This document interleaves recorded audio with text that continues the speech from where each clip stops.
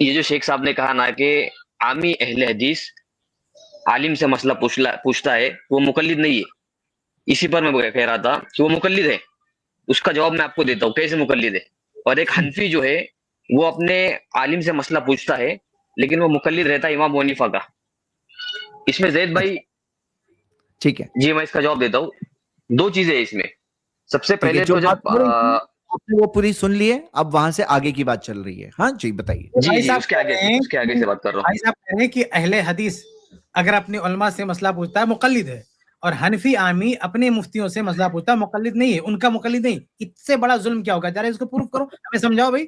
اتنا جی بڑا پروف کر رہا ہوں میں، ظلم ہمیں سمجھاؤ. جی اس کو میں پروف کر رہا ہوں. اب جی میں جی پہلا سمجھو. پوائنٹ رکھ رہا ہوں میرا کہ اگر ہاں حنفی عالم، حنفی مفتی اگر جواب جو ہے اپنے اصول سے ہٹ کر، یعنی کہ امام ابو حنیفہ کا جو اصول ہے اس سے ہٹ کر امام شافعی کے اصول پر فتویٰ دیتا ہے، تو یہ اب عامی جو ہے وہ اس کا مقلد ہوا، یعنی کہ اس مفتی کا مقلد ہوا. ٹھیک ہے، یہ ایک جواب ہوا. اور دوسرا میرا بھی جواب آپ کے تعلق نہیں سے جو ہے اہل نہیں حدیث عالم. رکتے ہیں نا، یہیں پہ رکتے نا بھائی. آپ کہہ رہے جی ہیں کہ امام ابو حنیفہ رحم اللہ کے اصول سے اگر وہ ہٹ کے جواب دیتا ہے تو کیا ہوگا؟ تو وہ عامی جو ہے اس مفتی کا مقلد ہوا. ٹھیک ہے یا تو ٹھیک ہے، لیکن یہ چیز عامی کو نہیں پتا نا کہ وہ اصول پہ جواب دے گا کہ ہٹ کے جواب دے گا. یہ چیز عامی اس نہیں کو اتنا کنفرم تو کر پائے گا نا. ارے میری بات یہیں اصول اس پہ کو رک جاؤ. اتنا آپ یہیں پہ میرے بھائی یہیں پہ جی رکو. جی آپ نے ایک جی جی پوائنٹ کیا پیش کیا؟ آپ نے پوائنٹ یہ پیش کیا، حالانکہ اس پر کئی اینگل سے ہم بات کر سکتے ہیں لیکن فی الحال صرف ایک پہلو سے بات کر رہا ہوں. وہ یہ آپ نے کہا کہ آپ نے شرط لگا دی، کنڈیشن رکھ دی. آپ نے کہا کہ جیسے مفتی طارق مسعود ہے، آپ کی بات کو اور واضح کر دیتا ہوں. آپ کے کہنے کا مطلب یہ ہے کہ مفتی طارق مسعود اگر امام ابو حنیفہ رحم اللہ کے اصولوں کے دائرے میں رہتے ہوئے جواب دیں گے تو ان سے پوچھنے والا امام ابو حنیفہ ہی کا مقلد رہے گا، مفتی طارق مسعود کا نہیں رہے گا. برابر ہے؟ اور آپ نے کہا کہ اگر وہ امام ابو حنیفہ رحم اللہ کے اصولوں کے برخلاف جواب دے، جیسے مفتی طارق مسعود جواب دے دیں اور حنفی اصولوں سے ہٹ کے جواب دے دیں، تو سامنے والا مفتی طارق مسعود کا مقلد ہو جائے گا. یہی آپ کہنا چاہتے ہیں؟ جی حنفی یہی دیوبندی کہنا چاہ بھائی، رہا ہوں. اوکے اچھی بات ہے. تو میرا سوال یہ ہے میرے بھائی کہ یہ جو باریکی ہے نا، یہ جو کنڈیشن ہے، اس کنڈیشن کی جانکاری سامنے والوں کو نہیں ہے. یعنی جو سوال کرنے والا ہے اسے نہیں معلوم کہ یہ کس طرح سے جواب دے گا. ان سب باریکیوں کو نہیں سمجھتا. آپ اہل حدیث کو اسی وجہ سے جو ہے مقلد بنا دیتے ہو نا. وہ سب اس کے اندر استدلال کی صلاحیت نہیں ہے، وہ سب پتہ نہیں چلتا، اس سے مقلد ہے. تو بھائی جو حنفی عامی ہے اسے کیا پتا کہ مفتی طارق مسعود اب امام حنیفہ رحمہ اللہ کے اصولوں سے جواب دیں گے یا نہیں جواب دیں گے؟ یہ کنفرم وہ تو نہیں کر سکتا نا، وہ تو ہو گیا مفتی صاحب کا مقلد. جی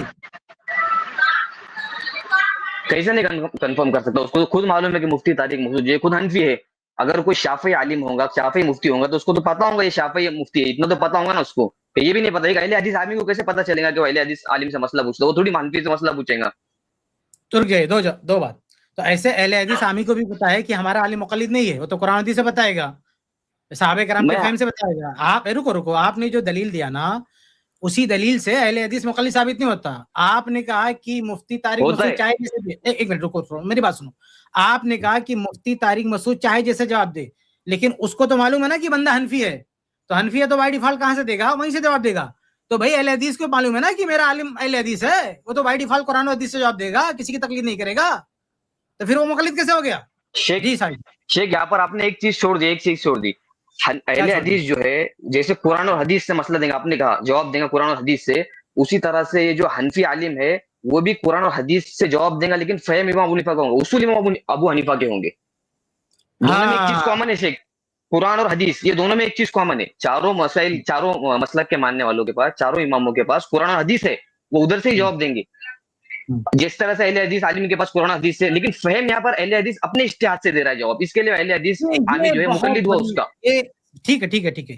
یہ جو آپ نے کہا نا کہ اہل حدیث اپنے اجتہاد سے جواب دے رہا ہے، یہ جہاں اہل حدیث اجتہاد کرتا نا وہاں یہ علماء دیوبند بھی اجتہاد کرتے. جیسے نوازل میں جو مسائل آج پیدا ہو رہے ہیں ان مسائل میں دونوں سیم ہیں.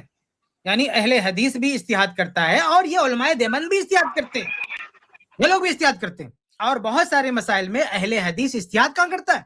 بھائی جو نصوص صریحہ میں وہ ڈائریکٹ اس کو بتاتا کہاں اجتہاد کرتا. اور بہت سارے مسائل میں اہل حدیث کیا کہتا ہے، بلکہ اکثر مسائل میں صحابہ کرام کے فہم کو لے کے چلتا ہے. یعنی قرآن حدیث، اسی لیے اہل حدیث اپنے آپ کو سلفی کہتا ہے. یعنی جو صحابہ کا فہم ہے، صحابہ کا جو اجتہاد ہے، اس اجتہاد کو اپنے اجتہاد پہ مقدم کرتا ہے. اسی لیے تو اہل حدیث اپنے آپ کو سلفی کہتا ہے. تو اہل الحدیث یہ لوگوں کو بتانا کہ اہل حدیث سب کو اپنا اجتہاد بتا رہا، نہیں، سب کو اپنا اجتہاد نہیں بتا رہا. بعض مسائل میں نوازل میں اہل حدیث بھی اجتہاد کرتا ہے، نوازل میں علماء دیوبند بھی اجتہاد کرتے ہیں. تو اگر نوازل میں علماء دیوبند نے اجتہاد کیا تو کیا ان سے پوچھنے والا ان کا مخالف بن گیا؟ نہیں، ان کا مخالف آپ نہیں مانتے، آپ ان کا امام حنیفہ رحمہ اللہ ہی کا مخالف بناتے ہو. ایسے جو اہل حدیث ہے، نوازل میں بھی اگر اہل حدیث نے کسی مسئلے میں اجتہاد بھی کر لیا تو وہ ان کا مقلد نہیں ہوا، کیونکہ جو سامنے جو عالم ہے اس کا اصول کیا ہے؟ اس کا اصول یہ ہے کہ ہمیں کسی شخص کی تقلید نہیں کرنا ہے، کسی مذہب کی تقلید نہیں کرنا ہے. تو جو عالم ہے، جو جن اصولوں پر چلتا ہے، ان اصولوں کی وجہ سے یہ مقلد نہیں ہوگا. آپ حنفی عامی کو مقلد کیوں بنا رہے ہو؟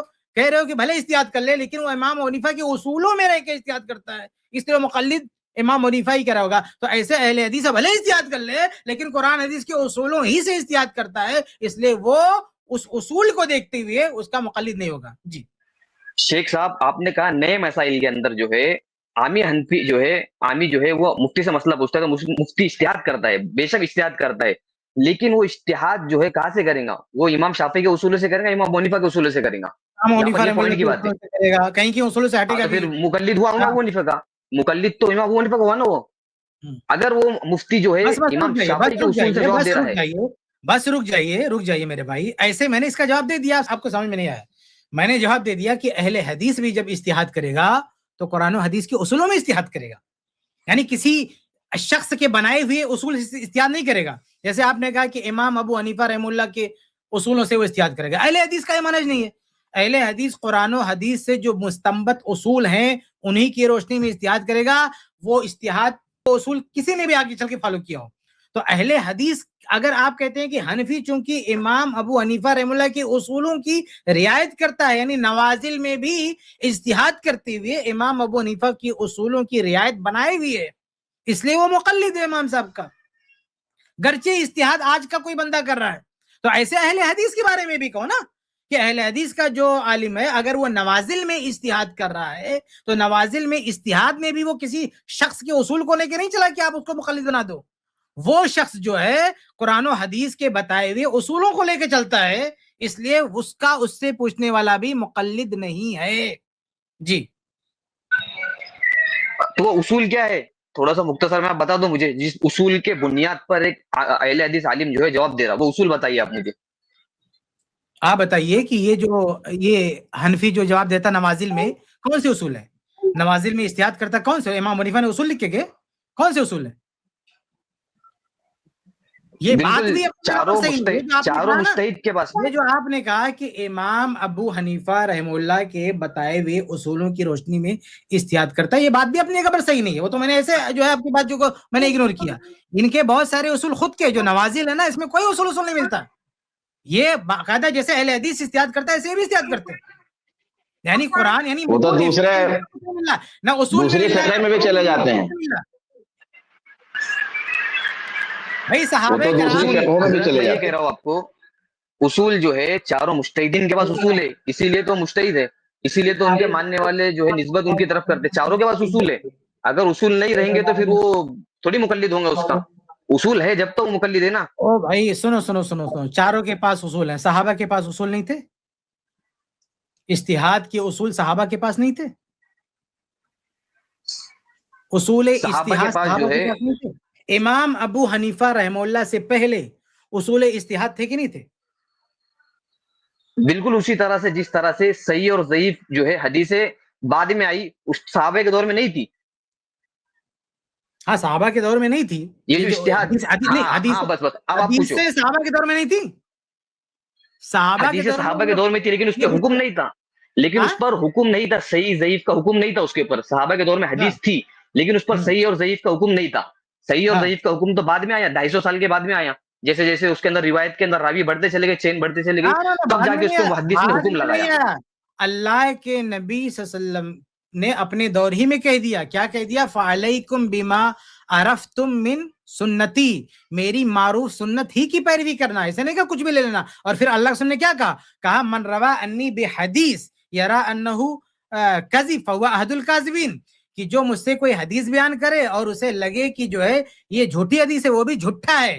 तो भाई हदीस पर ये झूठ का टाइटल किसने दिया? अल्लाह के नबी ने दिया। अल्लाह के नबी जो कह रहे हैं ना सही ज़ईफ, उसी में से एक मौजू होती है हदीस गड़ी हुई, मकजूब भी एक इस्तिलाह है, हदीस गड़ी हुई। तो ये किस्म का टाइटल हदीस को अल्लाह के नबी दे रहे हैं, किस्म का टाइटल अल्लाह के नबी दे रहे हैं। मारूफ हदीस को, सही हदीस को मारूफ कहते हैं। मुहद्दिस क्या कहता है? ला आरिफू, जो सनद बेसर पर की होता है मुहद्दिस कहता है ला आरिफू। तो ये मारूफ की इस्तिलाह अल्लाह के नबी की, ये खुद अल्लाह के नबी की हदीस में आता अलैकुम बिमा अरफ्तुम मिन सुन्नती, मेरी मारूफ सुन्नतों को लाजिम पकड़ना। ऐसा नहीं कि सुन्नत के नाम पे कोई कुछ भी दे दे। तो ऐसा नहीं है कि सहाबा के दौर में हदीसों पर हुक्म नहीं था, सहाबा के दौर में भी सहाबा भी तो तहकीक करते थे किफायत भाई, तो सहाबा भी तो तहकीक करते थे, सहाबा भी तो रिवायतों को के बारे में इस्तिशाद लेते थे, तहकीक करते थे। जी रिवायत मौजूद है, इस्तिशाद लेते थे और दूसरों से पूछते थे कि इस मसले में ये तुम कहाँ से सुने, सहाबा तहकीक करते थे। भाई उमर रजी अल्लाह ताला अन्हु कहते हैं सही का हुक्म नहीं था। भाई उमर रजी अल्लाह, ये सही और ज़ईफ की तफ्तीश बाकायदा चल रही थी। कुछ इस्तिलाहात के बारे में आप कह सकते हैं कि ये इस्तिलाहात इन नामों के साथ नहीं थी, लेकिन वो इस्तिलाहात यानी वो उसूल हैं वो सब पहले से थे, गरचे वो लिखे न गए, गरचे वो बाद में लिखे। जैसे नौ, ये जो नौ सर्फ के कवायद है, ये पहले अल्लाह के नबी के जमाने में नौ सर्फ के मुताबिक गुफ्तगू नहीं होती थी, यानी अरबी जुबान में नहव का ख्याल नहीं रखा जाता था। ये जो नहव के कवायद हैं, तो भाई ये जो कवायद बाद में मुदव्वन होते हैं, लेकिन पहले से वो चल रहे होते हैं। ऐसा नहीं है कि पहले उनको कोई फॉलो नहीं कर रहा है। ये जो उसूल फिक़्ह का कोई भी कायदा है कि भाई जो है मुतलक को जो है उस पे महमूल किया जाएगा, मुक़य्यद पे महमूल किया जाएगा, तो ऐसा नहीं है कि सहाबा के दौर में और ताबीन के दौर में इस उसूलों पर अमल नहीं किया जाता। भाई ये उसूल फिक़्ह का कायदा है। क्या उसूल है कि भाई कोई आयत मुजमल है और कोई मुफस्सर है, तो मुजमल को मुफस्सर पर अल मुजमल युहमल अलल मुफस्सर, ये उसूल फिक़्ह का कायदा है। तो ऐसा नहीं है कि सहाबा के दौर में इस कायदे पे अमल नहीं होता था, सहाबा के दौर में भी इस कायदे पे अमल होता था। तो आप ये तो बहुत बड़ी जसारत हो जाएगी, ये तो बहुत बड़ी जसारत हो जाएगी कि आप ये कह दें कि उसूल इज्तिहाद इमाम अबू हनीफा ने, इमाम शाफई ने मुकर्रर फरमाए और सहाबा के यहाँ उसूल इज्तिहाद नहीं थे। ये बहुत बड़ी जसारत हो जाएगी। अगर उसूल इज्तिहाद सहाबा के यहाँ होते नहीं तो फिर इज्तिहाद कर उस दौर में भी क्या कहा आपने, क्या कहा आपने, क्या कहा आपने? अरे मैंने ये कभी कहा आपने यही कहा ना कि इमाम अबू हनीफा के इज्तिहाद के, आपने यही कहा ना कि इमाम अबू हनीफा के इज्तिहाद के उसूलों पर, और क्या सहाबा के यहाँ कौन सा उसूल इज्तिहाद था? आप बोले वो बता दीजिए। आपने हमसे मांगा है, आपने सही आपने हदीस का मांगा, आपने उसूल इज्तिहाद का मांगा है, आपने मांगा है हमसे जवाब कि आप बताइए कौन सा उसूल इज्तिहाद था। जिस पर किफायत भाई ने सवाल किया कि आप नवाजिल में बता दीजिए कि कौन से उसूल इज्तिहाद पे अमल किया जाता है, आपने मांगा है हमसे। यानी गोया आप ये कहना चाहते हैं कि वो उसूल इज्तिहाद सहाबा के यहाँ नहीं थे। इनके भी उसूल इज्तिहाद इनके लिखे, इमाम हनीफा ने उसूल शासी किसकी है? इमाम हनीफा ने लिखी हुई है। हजरत अगरचे वो बात के, एक मिनट अभी मुझे जवाब तो देने दो आप। हनफी मतलब बहुत अच्छा जवाब है। हनफी से मुराद इमाम हनीफा को क्यों लिया? एक मिनट आपने जो है ठीक है हनफी से मुराद बाद में इमाम हनीफा रहमतुल्लाह की कौन सी किताब बताओ? उसूल इज्तिहाद में इमाम ये कह रहा हूं हजरत, अगर कहां बताया उसूल इज्तिहाद हो? फिक़ह हनफी सिर्फ इमाम हनीफा इज्तिहाद का नाम नहीं है, बल्कि जितने भी लोग क़यामत तक उस उसूल पर रहेंगे, इज्तिहाद करेंगे, उसका नाम फिक़ह हनफी रहेगा, निस्बत उन्हीं की तरफ किया जाएंगे क्योंकि वो फाउंडर है। इमाम अबू हनीफा रहमतुल्लाह ने उसूल कहां बताए? जिन उसूल इज्तिहाद आप कहते हो इमाम हनीफा रहमतुल्लाह के उसूलों की रोशनी में इज्तिहाद करते हैं, इमाम हनीफा रहमतुल्लाह के उसूल कहां है? उन्होंने खुद लिखा है, बताया है, किधर है वो? आप बताइए उसूल का माखज़ क्या है? बात के नहीं आप बताइए माखज़ किधर है? उसूल फिक़्ह हनफी उसूल फिक़्ह की किताबें कौन कौन सी हैं बताइए आप? किसने लिखा उसको? किसने बयान किया उसको? मैं आपसे ये कह रहा हूँ हजरत, अगर बाद में लिखी गई वो किताबें, क्योंकि फिक़ह हनफी इमाम हनीफा के दौर में मुरतब नहीं हुआ, बाद में हुआ। इसी तरह से अगर बाद में किताब लिखी गई, उनके शागिर्दों ने जितने भी उनके उसूल पर रहकर, क्योंकि इमाम हनीफा फाउंडर है, आप ये समझो पहले, इमाम हनीफा जो ये फाउंडर है, इनके उसूल के ऊपर जितना भी इज्तिहाद हुआ क़यामत तक, उसूल इज्तिहाद के फाउंडर हैं। एक मिनट, उसूल इज्तिहाद के फाउंडर हैं। ये जितने भी उसूल है ये सब मुज्तहिदीन ने तो दी है।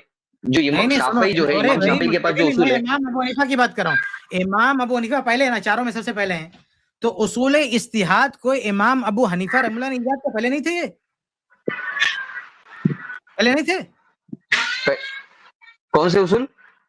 उसूल इस्तिहाद इमाम अबू हनीफा उसूल इज्तिहाद भाई उसूल इस्तिहाद पहले भी नहीं थे वो, पहले से इज्तिहाद, पहले थे ना, इज्तिहाद पहले से थे ना, तो भाई तो आपने कहा ना कि पहले से सहाबा थे। के दौर से इमाम अबू हाँ, हनीफा सहाबा ने के भी जो दौर है से है ना। सहाबा ही से लिया है।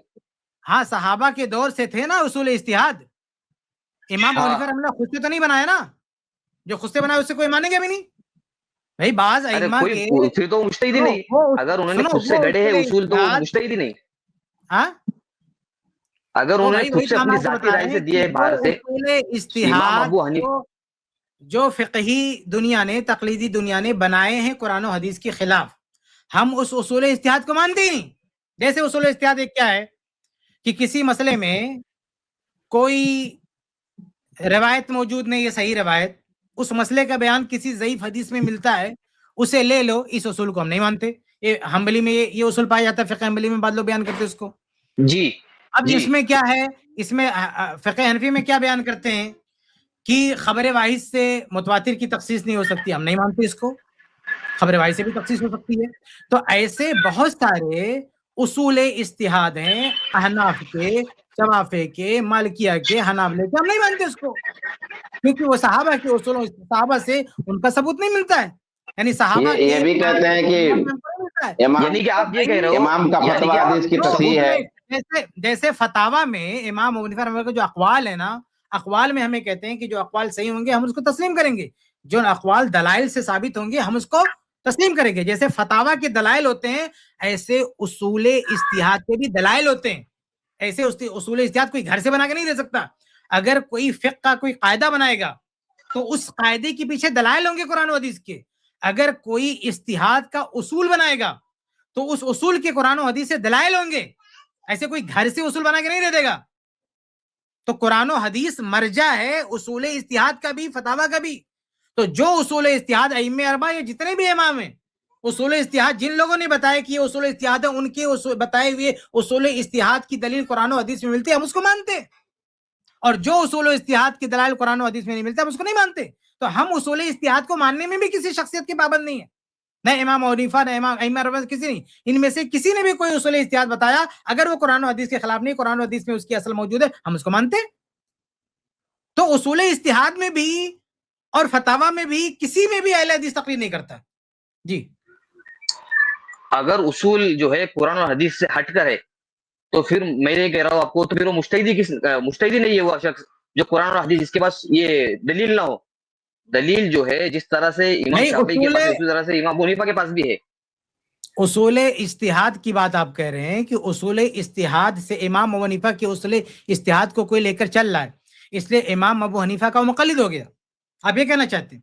हम ये कह रहे हैं कि भाई अहले हदीस जिस तरह फतावा को मानने में तकलीफ नहीं करता है, ऐसे उसूल इस्तिहाद को भी मानने में तकलीफ नहीं करता। अहले हदीस क्या कोई लोग कोई उसूल नहीं है। चारों अइम्मा में से जितने लोगों ने, जैसे चारों अइम्मा के जो फतावा सही होता है ना, अहले हदीस मान लेता, हालांकि चारों का मुक़ल्लिद नहीं है। मतलब तो ऐसे ही मतलब चारों आप ये अइम्मा कह के, रहे हैं, चारों फिक़्ह के जो उसूल इस्तिहाद है, जो उन्होंने बताया अपनी किताबों में, वो सही है, हम मानते हैं, कोई प्रॉब्लम नहीं है। मतलब आपने सिर्फ एक ही चीज को तकलीफ समझ लिया है, यानी कि किसी ने ये इल्तिजाम कर लिया, जैसे आपने पिछली बार मुझे कहा था इल्तिजाम करना और मुकल्लद बनाना, यही आप कह रहे हैं। इसके ऊपर मैं आपको एक मिसाल देता हूँ, जैद भाई। एक मिनट, टॉपिक नहीं चेंज भाई, करते, टॉपिक नहीं हमारे चेंज पास नहीं, कोई टॉपिक ऐसा चेंज नहीं है। बंदा नहीं है, हमारे पास कोई ऐसी शख्सियत नहीं है जिसके हम कहें कि सिर्फ इसी के इस्तिहाद लेंगे, इसलिए मुक़ल्लिद नहीं है। तो ना हमारे पास जैद ना भाई, हमारे पास कोई ऐसी शख्सियत है कि हम इन्हीं का फतावा लेंगे, चाहे फतावा का मसला हो, चाहे इस्तिहाद का मसला हो, हम किसी को लॉक करके नहीं रखे हुए हैं, इसलिए हम मुक़ल्लिद नहीं हैं। तो इसी को इमाम तो अबू तकलीद हनीफा मुतलक रहमतुल्लाह कहते पहले हैं। भी जैद फतावा भाई, थे, टॉपिक क्लियर हो फिर गया। उसूल अब इस्तिहाद भी तकलीद की डेफिनेशन पे आ रहे हैं आप। देखो, एक टॉपिक जो आपने इल्जाम लगाया था कि नहीं, ये नहीं। चीज, आपने जो शुरू में स्टेटमेंट कहा ना, बहुत अजीब व गरीब वाला, कि जिसके ने कहा ये चीज अहले हदीस के लिए तकलीद है और ये चीज हनफी के लिए तकलीद नहीं है, तो वो चीज को आप वो एंड तो मैं कर रहे अभी हैं भी ना, कह रहा withdraw हूँ। कर रहे हैं ना, वो चीज नहीं को नहीं, आप छोड़ रहे हैं नहीं, ना। अरे वो तो कहाँ से, उसका जवाब तो आपने दिया ही नहीं अभी तक। अहले क्यों नहीं दिया हदीस हमने? जो है, अहले हदीस क्यों नहीं दिया? अभी तक क्या जवाब दे रहे थे आपको?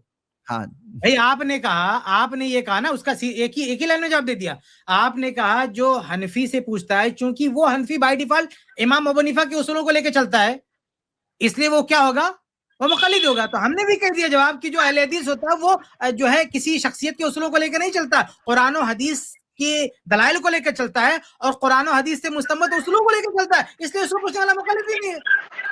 جواب تو ہو گیا. ارے جب وہ اہل حدیث لیکن حضرت ایک منٹ، اہل حدیث جو ہے جب حدیث پیش کرتا ہے، دلیل پیش کرتا ہے، تو اپنی تحقیق سے پیش کرتا ہے، تقلید سے پیش کرتا ہے. جیسے مثال کے طور پر میں آپ کو ایک بات کہتا ہوں، امام المانی رحمۃ اللہ علیہ کے بہت جگہ جی جی اتباع کرتا ہو، اتباع سے پیش کرتا ہے، کسی کی تقلید سے نہیں پیش کرتا. نہیں مطلب تحقیق کر کے، یہ کہہ رہے آپ، مطلب یہ کہہ رہے آپ کہ وہ تحقیق کرتا ہے، یہ کہہ رہے ہیں نا آپ.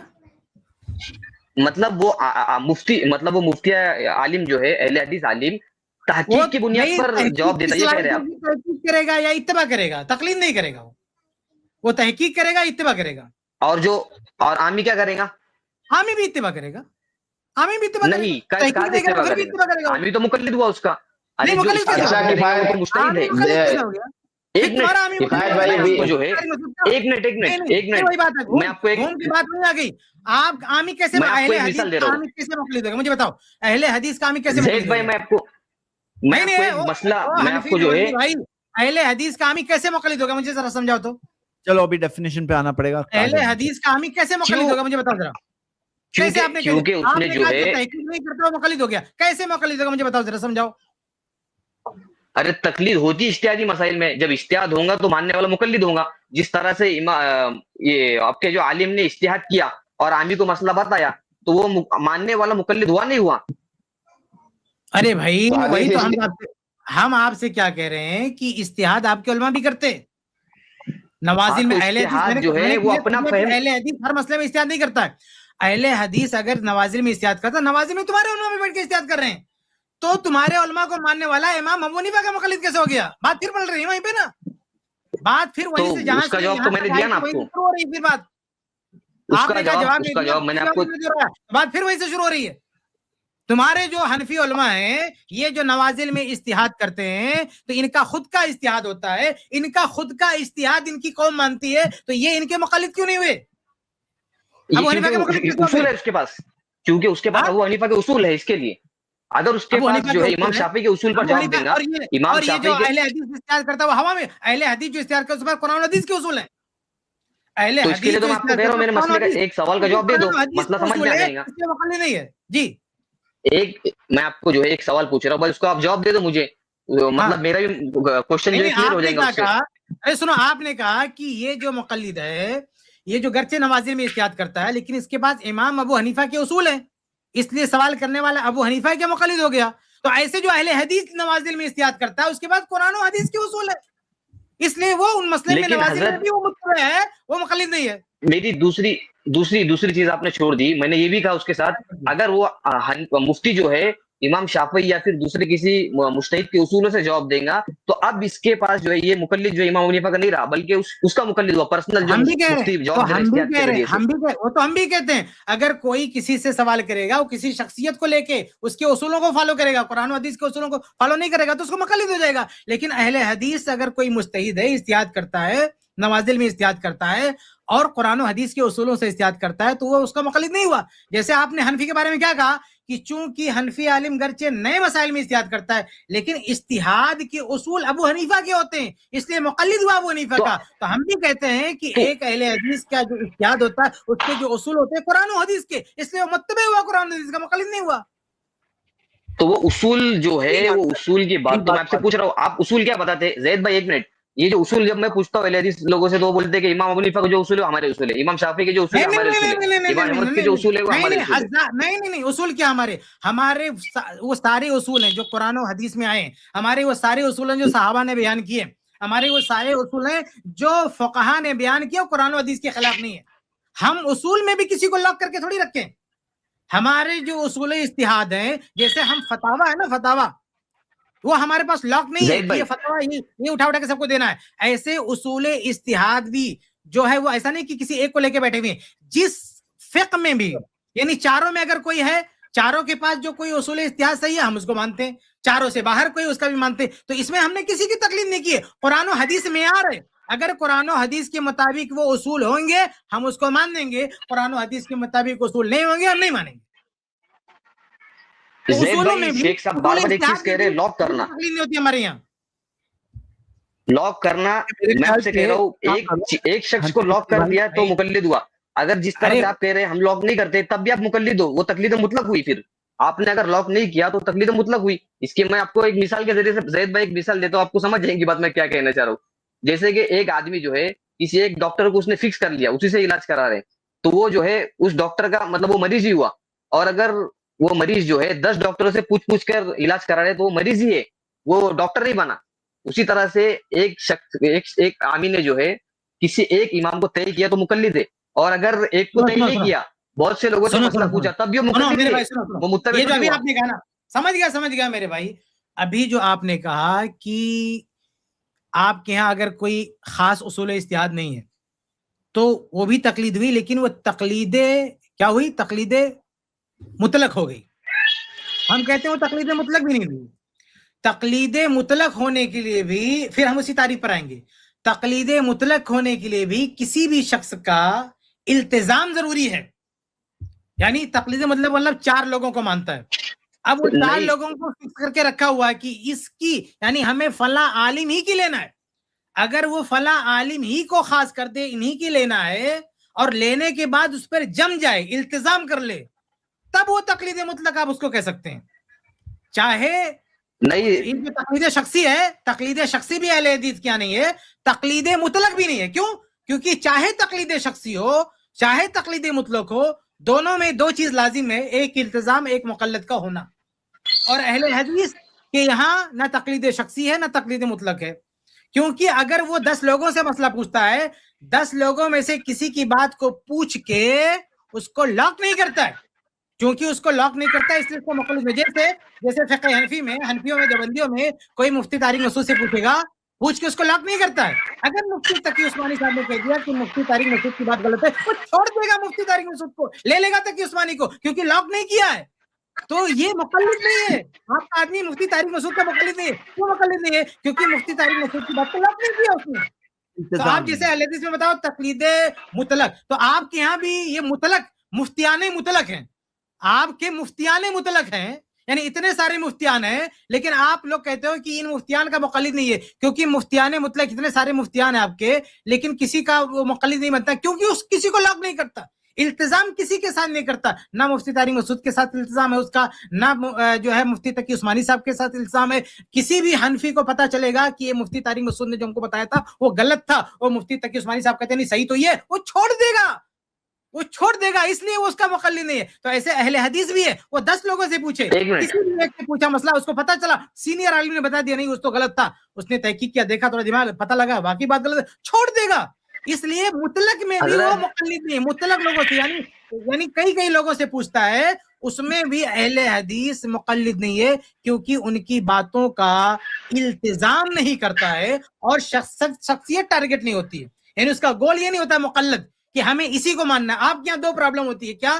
ایک تو یہ کہ جو مسئلہ امام حنیفہ سے مل جائے, یا آپ کے بقول ان کے اصولوں سے مل جائے, اسی سے جمے رہنا ہے, نہ ان کے فتاوی سے نکلنا ہے, اور فتاوی سے نکلے بھی تو کم سے کم اصولوں سے نہیں نکلنا ہے. یہ التزام آپ کے یہاں. اور مقلد آپ کے یہاں کیا ہے, آپ نے ایک شخصیت کو جو ہے طے کر کے رکھا ہے کہ سب کچھ یہیں سے آنا چاہیے, یا تو فتاوی آئے, فتاوی نہ ملے تو کم سے کم اصول آئے. تو 2 چیز آپ کے یہاں, ایک جو ہے التزام ہے اور ایک جو ہے مقلد ہے. یہ تقلید شخصی میں بھی ہو سکتا ہے, یہ تقلید مطلق میں بھی ہوتا ہے. ہم کہتے ہیں اگر کوئی بندہ کہہ دے کہ ہم چاروں کی مانیں گے, اگر آج کوئی بندہ بولتے کہ ہم 4 ائمہ کو مانتے ہیں اور چاروں کی تقلید کریں گے, ان چاروں سے باہر نہیں جائیں گے, ایسے بھی کچھ لوگ پائے جاتے ہیں کہ ہم ان چاروں سے باہر نہیں جائیں گے, تو یہ بھی تقلید ہے.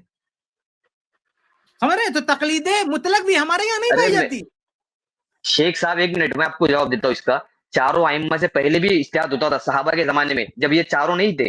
صحابہ کے دور میں کوئی فکس نہیں تھا, لیکن وہاں پر لوگ مسئلے پوچھتے رہے, ایک صحابی سے, دوسرے صحابی سے, تیسرے صحابی سے, وہاں پر بہت سے مسئلہ بتانے والے تھے. تو یہ تقلید مطلق ہے, کیونکہ صحابہ میں ادھر آپ نے جو شرط لگائی نا, التزام کرنا اور مقلد بنانا, نہیں, صحابہ کے دور میں التزام اور مقلد نہیں تھا.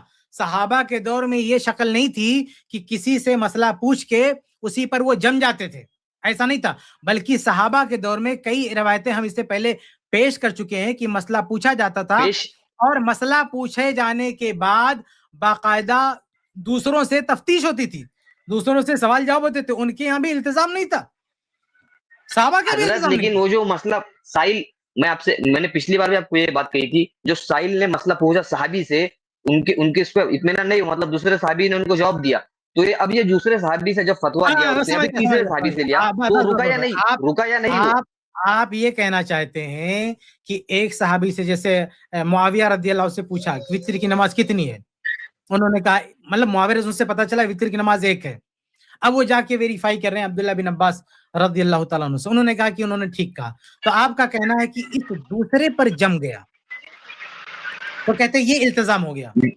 آپ یہ کہہ رہے ہیں نا التزام ہو گیا, یہ التزام نہیں ہے. کیوں؟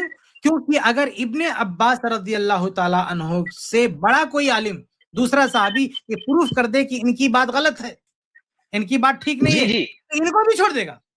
آپ چھوڑ دیں گے, دوسرے کو تو لیں گے نا. میری بات سنیں, التزام تب ہوگا جب آپ کوئی ایسی, ارے سنو میرے, آپ کوئی ایسی مثال دیں صحابہ کی زندگی سے, ایسی مثال دیں کہ ان کے سامنے دلائل رکھے گئے اور رکھنے کے بعد بھی نہیں کہا کہ ہم نے جو پرانے سے پوچھا انہی پر رہیں گے.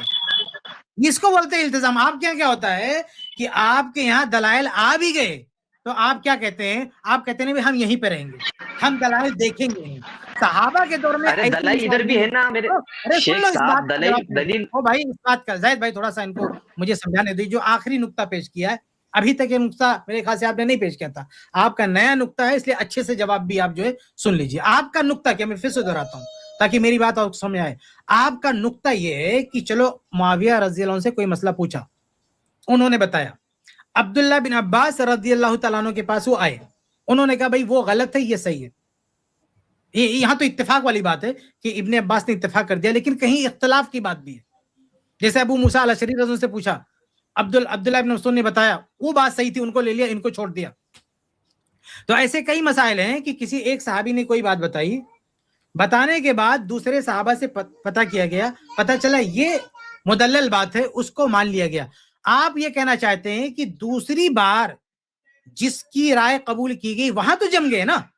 آپ کا نقطہ ہے کہ وہاں التزام ہو گیا, ہم کہتے ہیں وہاں بھی التزام نہیں ہے, کیونکہ اس دوسری بات کے خلاف بھی, یعنی اگر کوئی یہ پروف کر دے کہ وہ دوسرا مسئلہ بھی, یعنی دوسرے صحابی نے جو بتایا تھا وہ بھی درست نہیں ہے, وہ بات بھی غلط ہے, تو دوسرے کی بات بھی وہ صحابہ چھوڑنے کے لیے تیار ہیں, یعنی ان کی بھی چھوڑ دیں گے, دوسرے صحابہ کی بات چھوڑ دیں گے, تیسرے کی بات مان لیں گے.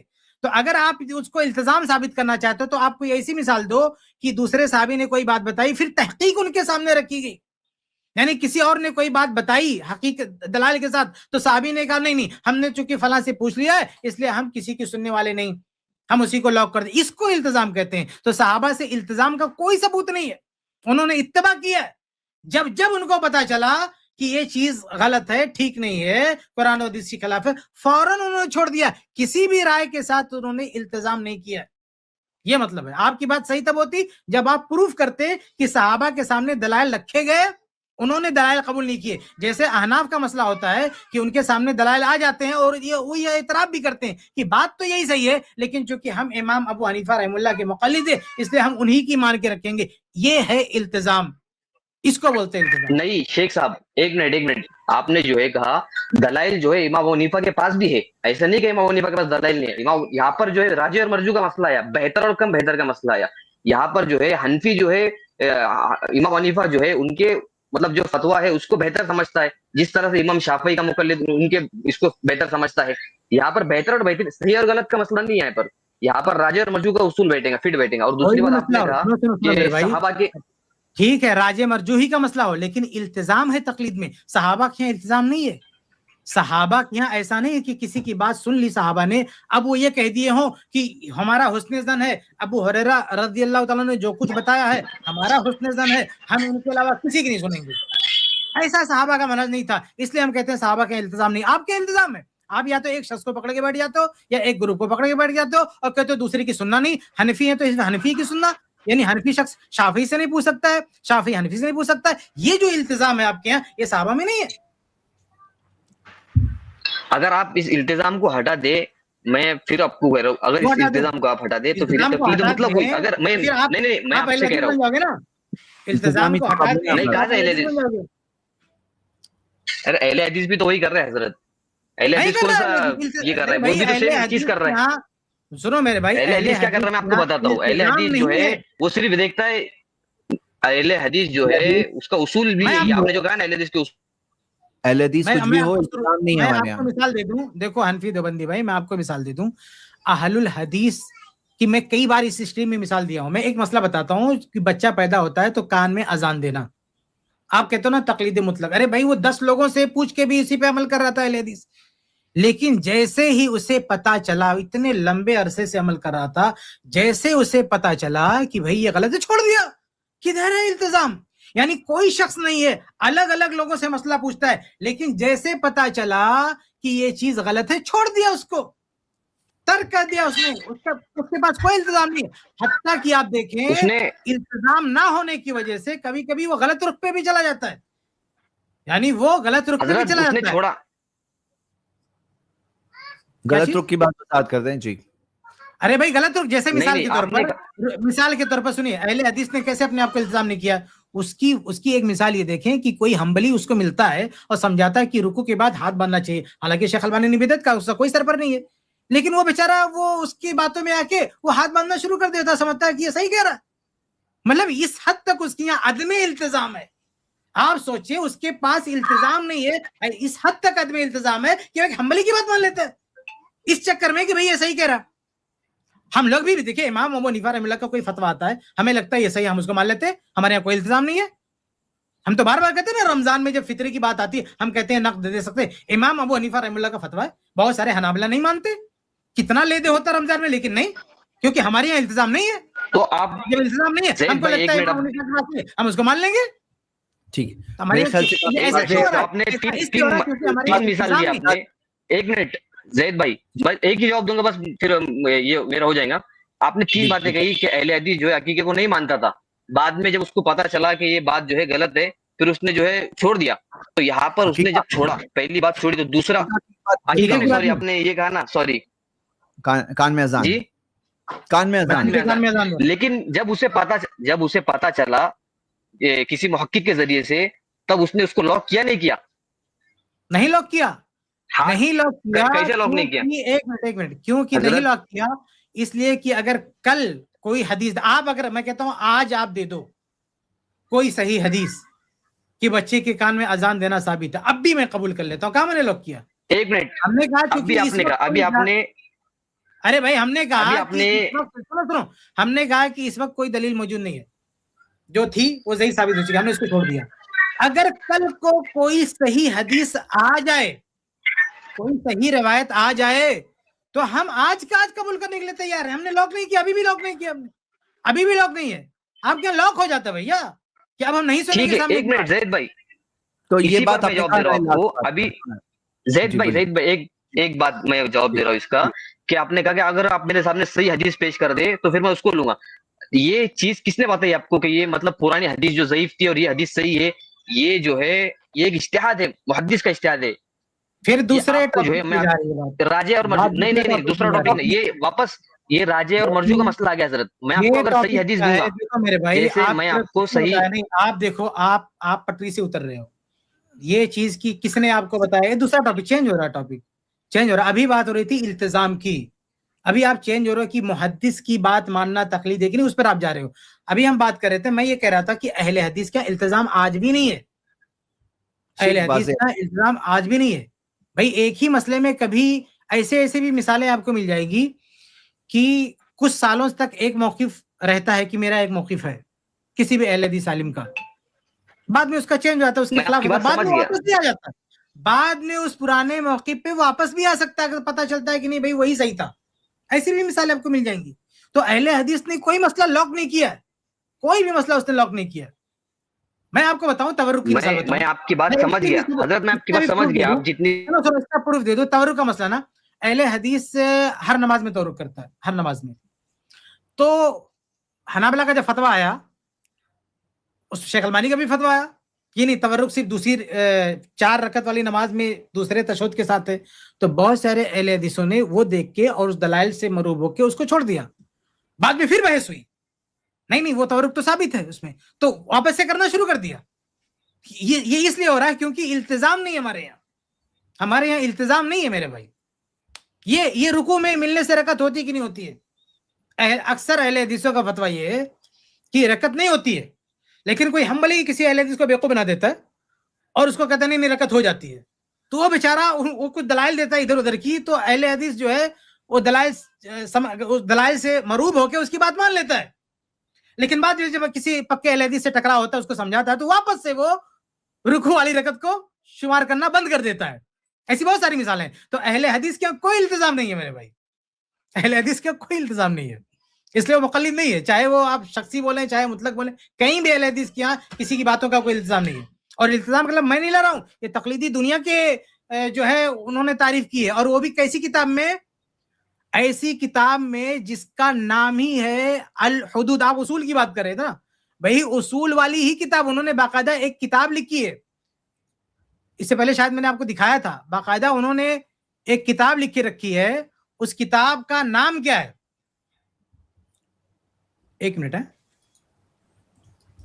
ایک منٹ جی شکیل لے آیا میں, یہ نہیں دوسرا ہے وہ, ایک منٹ میں لے کے آتا ہوں. تو یہاں پہ بات یہ ہو رہی تھی مجھے یہ لگتا ہے, جی آپ لا رہے ہیں جب تک شیخ کفایت لا رہے ہیں کتاب کو, تو مجھے یہ لگتا ہے وہ کتاب کیا ہے, الحدود فی الاصول. کتاب کا نام ہے, امام ابو الولید کی کتاب ہے, ان کی کتاب کا نام ہے الحدود فی الاصول. الحدود فی الاصول, حدود کا مطلب کیا ہوتا ہے, حدود کا مطلب تعریف ہوتا ہے. یہ کتاب نہیں ہے زید بھائی جو آپ دکھا رہی ہے, نہیں, حدود کا مطلب ہوتا ہے تعریف, حد کی جمع حدود ہے. تو الحدود فی الاصول یعنی جو اصول ہیں ان کی تعریفات.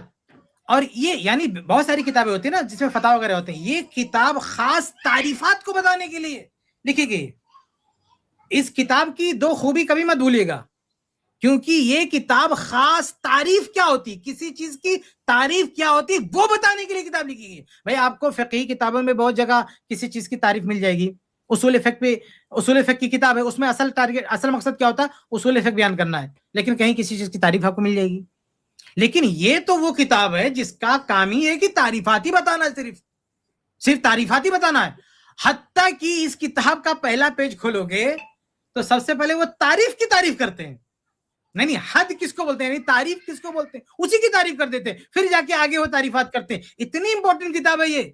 اس کتاب میں جب تقلید کی تعریف آئی تو التزام کا لفظ آیا, سمجھ رہے ہیں, کیونکہ ان کو معلوم ہے کہ اصل تقلید کیا ہوتی ہے. اور بہت سارے لوگ جو قبول قول غیر بولتے ہیں نا, ان کی بھی اندر جا کے دیکھو گے تو وہ بھی التزام کی بات لے آتے. تشریح میں جیسے امام ابن ابی العز ہیں, ان کی آپ جا کے دیکھو گے تو التزام کا لفظ انہوں نے استعمال کیا کہ تقلید میں یہ التزام ہوتا ہے. ایسے کئی لوگوں نے استعمال کیا. انہوں نے کیا کیا, امام ابو الولید نے کیا کہ بہت اچھا کام کیا کہ جو پریکٹیکل ہو رہا تھا اس کو تعریف میں انکلوڈ کر دیا, تعریف میں داخل کر دیا. یہ بہت اچھا کام کیا انہوں نے, تاکہ بات جو کلیئر ہو جائے. تو یہ ہم اپنی طرف سے نہیں لا رہے التزام, یہ تقلیدی دنیا کی لکھی ہوئی کتاب ہے, وہ بھی تعریفات پہ لکھی ہوئی کتاب ہے. جی شیخ ایک منٹ میں لا رہا ہوں, جسٹ ایک سیکنڈ, تاکہ دکھا دیتے ہیں یہاں پر.